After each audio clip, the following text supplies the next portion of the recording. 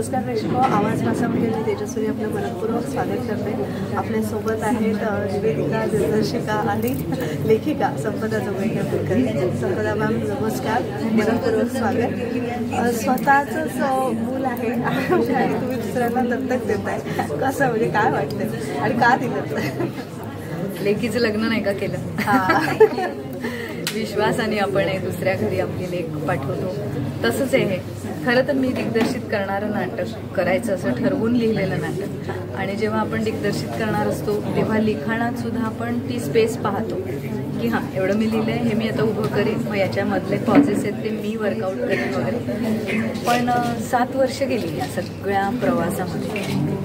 अनेकांना वाचून दाखवलं, अनेकांनी ऐकलं, आपण 2 वर्षांनी करूया, आपण वर्षभराने करूया. मग कोविड आलं, मग कोविडमध्ये वेगळं वळण लागलं, आणि तोपर्यंत माझा प्रवास वेगळा सुरू झाला. म्हणजे मी आनंदाचं शेत नावाचं कृषी पर्यटन जिथे आता पूर्ण रमले, आणि मग आता जेव्हा मी हे म्हटलं की मी जे बघतेय ते लोकांना दिसत का नाही. म्हणजे या नाटकात मला जे दिसलंय व्यावसायिक नाटक, एक काही विचार देणारं नाटक असलं, हलकं फुलकं नाटक जरी असलं तरी सुद्धा एक स्टँड घेणारं नाटक हे दिसत का नाही कोणाला. मग वेगळाच प्रकार आम्ही केला. म्हणजे टॅग नावाची जी ठाण्याची संस्था आहे ज्याच्या पॅनलवर मी आहे, तर तिथे मी त्या संस्थेतर्फे राज्यनाट्य हे नाटक उभं केलं. आणि मी केलं म्हणजे संतोष वेरुळकर हे टॅगचेच मेंबर आहेत, उत्तम दिग्दर्शक आहेत, व्यावसायिक त्याचं हे पहिलं नाटक आहे. तर मी म्हटलं संतोष आपण हे नाटक करूया, मी आता तिथून नाही एवढी वेळ देऊ शकणार, पण तू हे छान करशील. त्याने खूप भाव खाल्ला तसा, 5-6 दिवस घेतले हो नाही सांगायला. आणि त्याला ना सारखा संशय यायचा की ही करत नाही आहे, स्वतः दिग्दर्शिका असून मला का सांगते, मला का सांगते. तर एक दिवस त्याच्या बायकोनेच त्याचा कान पकडला, का तू एवढा विचार करतोय, संपदा ताईने तुला सांगितलंय, ती अजून 10 जणांना विचारू शकते नाही का. तर म्हणाला खरं आहे, आणि हो त्याचं उत्तर आलं. आणि मग तो इतका अभ्यासू आणि सिन्सिअर आहे की तो घुसलाच त्या नाटकामध्ये. आणि हे नाटक रंगमंचावर येण्यासाठी 8 वर्ष लागली. त्या हौशी रंगमंचावर हर्षदा बोरकर यांनी मुख्य भूमिका केली, आणि त्यांनी आधीच ठरवलं मी व्यावसायिक नाही आहे कारण म्हणजे मला नाही करायचे, ती पण लेखिका आणि दिग्दर्शिका आहे. तर म्हणाली एक छान अभिनेत्रीकडे आपण हे नाटक देऊया. आणि आम्ही त्याच्यानंतर ज्या ज्या अभिनेत्रींजवळ गेलो ते त्यातल्या अलकाताईंना मी 4 महिने आधी फोन केला होता की अलकाताई तुम्ही एक भूमिका करावीशी वाटतं, नाटक खूप छान आणि वेगळ्या पद्धतीचे, तुम्ही आत्तापर्यंत न केलेला रोल. हो हे मग मला ऐकायचं, हे पण आत्ता मला 3 महिने वेळ नाही गं, मी थांबते ना.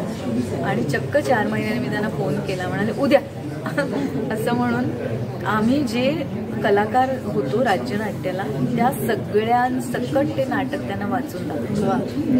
त्यामुळे ना ते उभंच राहील त्यांच्याही नजरेसमोर, त्यांचा इमिजिएट आम्हाला होकार आला. आणि मग बाकीची टीम पण जुळत गेली. त्याच माझ्या नाटकातल्या पूनम सरोदे ही, तिचंही पहिलं व्यावसायिक नाटक आहे. साक्षी पाटील हिचंही पहिलं व्यावसायिक नाटक आहे. अभय जोशी यांची म्हणजे कारकीर्द एक स्वतंत्र त्यांचा व्यवसाय आहे, पण चंद्रकांत कुलकर्णींचा ग्रुप तुम्हाला माहितीच आहे, गाजवतोय हे क्षेत्र. त्या ग्रुपमधला हा अत्यंत हरहुन्नरी कलाकार तो आम्हाला जॉईन झाला. आणि अभिषेक देशमुख सारखा अतिशय गोड दिसणारा आणि म्हणजे अभिनेता म्हणून तो काय वर्कआउट करत असेल, स्वतःला मेंटेन ठेवत असेल, त्याहीपेक्षा ना त्याचं स्माईल, आणि स्माईलवर फिदा झाले पाहिजे या मुलाच्या, कारण त्याची भूमिका एवढी विरुद्ध आहे. त्यामुळे तो जर गोड असेल तर त्याच्या वेगळ्या भूमिकेला सुद्धा लोक नावं ठेवतील की असं कशाला वागला हा आई बरोबर, पण असेल बिचाराचं काही कारण. असं गृहीत धरणारा जो चेहरा आहे, गृहीत धरायला लावणारा असा अभिषेकचा चेहरा मिळाला. कास्टिंगचं क्रेडिट मी संतोषला देईन, कारण त्यांनी खूप त्याच्यावर मेहनत घेतली. आणि मग नाटकाची प्रोसेस सुरू झाली. या प्रोसेसमध्ये वजनदार विचार देणारं हलक्या फुलक्या पद्धतीने मांडलेलं हे नाटक आहे. कारण माझं असं या क्षेत्रावर म्हणणं असं आहे की तुम्ही लोकांना असं गृहीत धरू नका की सारखं त्यांना वाटेल ते करून हसवा आणि अंगविक्षेप करा आणि वेगवेगळे पेहराव करा, जोकर व्हा, असं नाही आहे. मराठी प्रेक्षक हा आशयालाही महत्त्व देणार आहे आणि ते तुम्ही आता सिद्ध करा. या धर्तीवर व्यावसायिक बरीच नाटकं आहेत रंगभूमीवर, तरी सुद्धा परत हाच विषय का हा याच विषयाची नाटकं नाही आहे. म्हणजे वजनदार या नाटकामध्ये मी जे मांडलंय ना तसं नाटक नाही. म्हणजे मी आता 30 वर्ष या रंगभूमीवर आहे. मी प्रत्यक्ष नाटकं जरी कमी केली असली तरी दिग्दर्शनाची 6-7 नाटकं केली आणि प्रेक्षक म्हणून मी खूप नाटकं पाहिली. तर हे जे नाटक आहे या विषयाचं नाटक नाही आहे. त्यामुळे पण मला हा विषय आणायचा होता. आणि दुसरं तू म्हणालीस ते बरोबर आहे की खूप नाटकं आता येतात. 30-35 नाटकं नवीनच येत आहेत. तरी हे धाडस का? तर काय आपण मला असं वाटतं जे वाटतं आपल्याला ते करत राहावं. त्याला प्रतिसाद कसा मिळेल, काय मिळेल, आत्ताच मिळेल का, नंतर मिळेल का, नाही माहिती मला. मी एक फाईन आर्टिस्ट आहे. मला आत्ता व्यक्त व्हावं असं वाटलं मी झाले. बाकी सगळं पुढचा प्रवास पुढचा ठरलेला असतो तसा होत राहतो.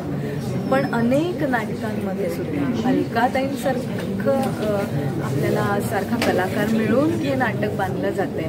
ह्याचं काही वजन आहेच की नाही. त्यामुळे मराठी रंगभूमीवर हे नाटक आणण्याच्या अट्टाहासाने आता 8 वर्ष म्हणजे काय कमी झाले का वर्ष?